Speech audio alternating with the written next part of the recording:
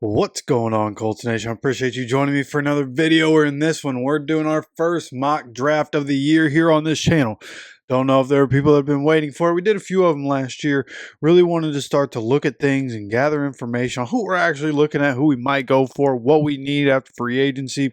And this is what I've come up with for my first, draft for the Colts. I didn't do every pick in the draft. I just did it for the Colts, so the computer doing some things that I don't necessarily agree with, but nonetheless, this is what I ended up coming with. Okay, if you enjoy this content, make sure to hit the like button, make sure you're subscribed with notifications on so you continue to get notified anytime we drop any content on this channel. But as we get into this one, I just want to say I did do some trades in this draft. The first round pick, 14, with Chris Ballard being all in on this year because he has to be.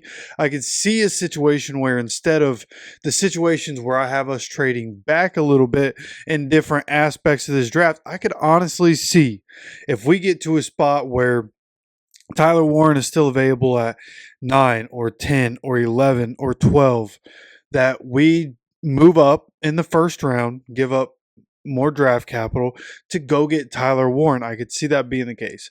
But just assuming that we stay at 14 or even trade back, I do think there is, a possibility of Chris Ballard deciding, hey, let me trade back here in this first round, still get a guy that I like. What's the likelihood of that? I guess it depends who's on the board and who's been taken at that point and what we're looking at. But as we get into this, my first round pick, we stay at 14 and we take linebacker from Alabama, Jihad Campbell. Okay, somebody who is an absolute dog, somebody who can cover through the field, somebody who has good makeup speed for a linebacker, right, on cuts, and the agility aspect, as you would assume, wide receivers and athletic tight ends, they're going to have a step on him, but he has a good ability to be able to make that up. He's physical at the point of attack, both in the pass game and in the run game as a tackler. Somebody who doesn't miss a whole lot of tackles, played in the SEC, so played against a lot of NFL level guys, and again, not a whole lot of missed tackles there for college guys. So Jihad Campbell in the first round, I think if the Colts end up with him or Tyler Warren, I think we're going to be in a good place. I think a dark horse for the Colts, depending on who goes, maybe we trade back a couple picks. Will Johnson, depending on how much he falls and what other teams are looking for early on in the draft and depending on where he goes. But there are three guys I think the Colts are really going to have their eyes on there in the first round. I've seen other people mocking an offensive lineman in the first round. I just don't see that really being the case.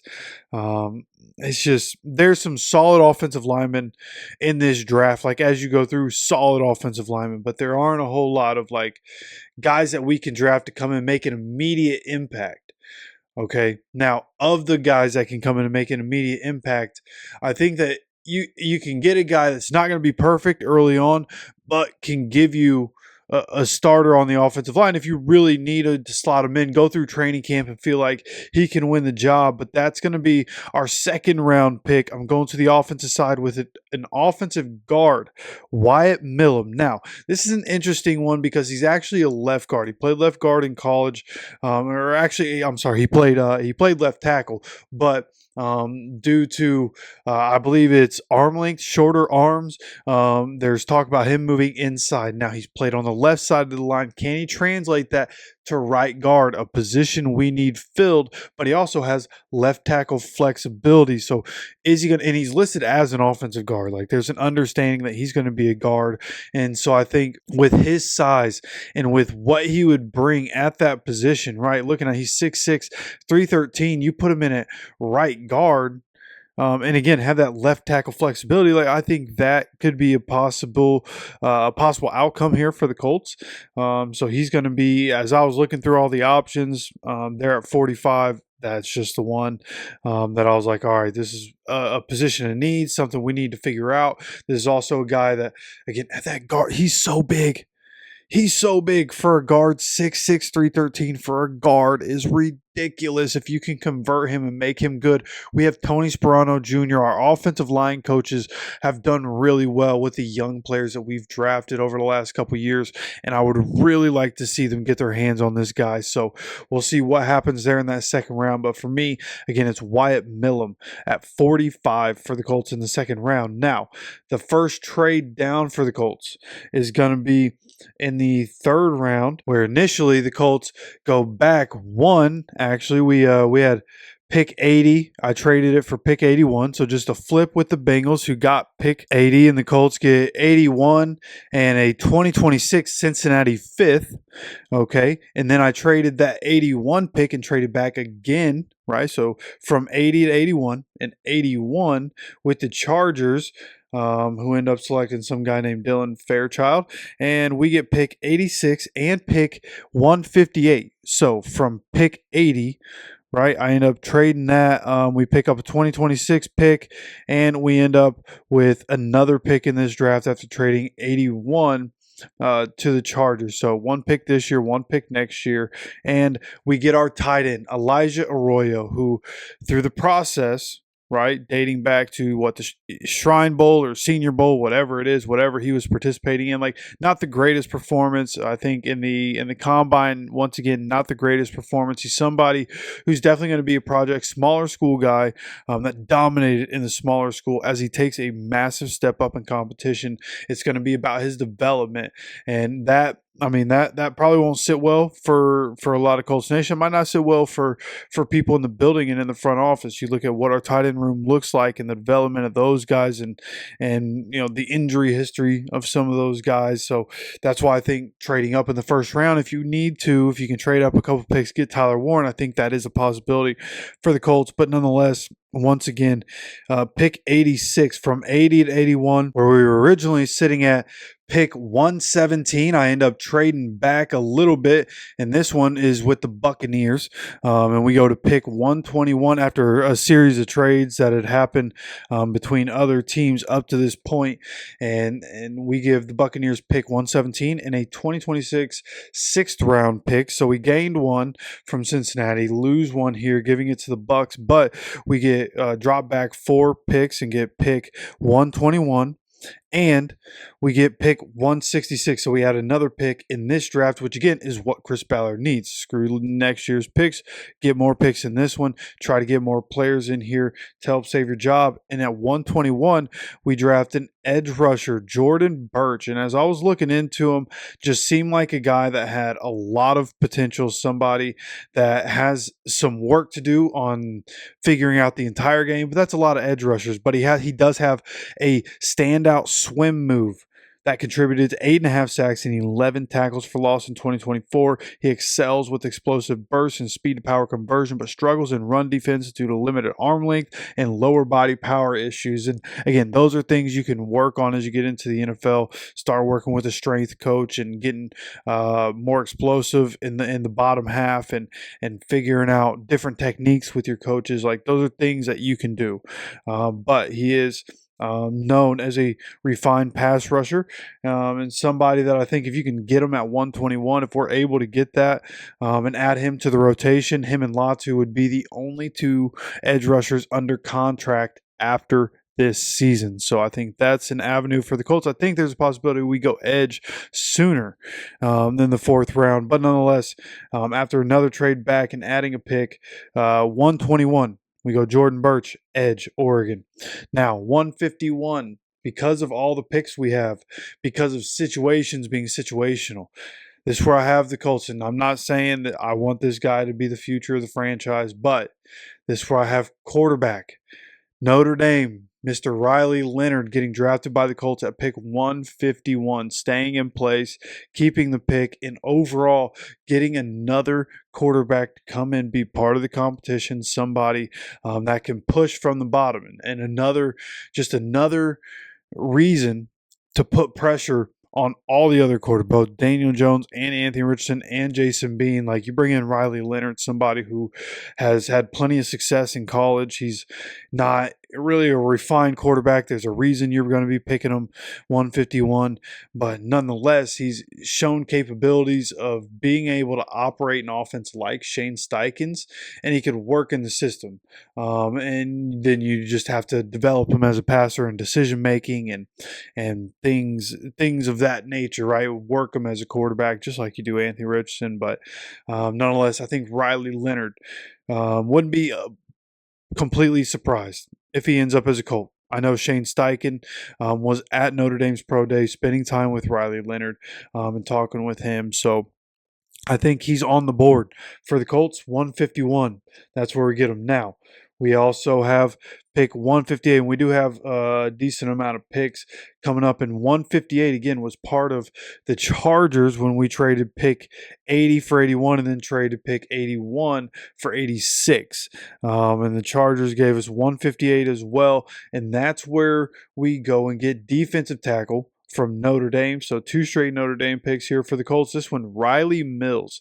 And this is a guy that I think just a big body, can fill out the middle, somebody that gets a lot of pressure from the inside, and somebody that I think with both Grove and DeForest Buckner getting older, you can get this guy at 158, right, at some point there in, the 5th round. Boy, I think this could be something that could translate very well. He had an 18.9 pass rush win rate and true pass sets in 2024.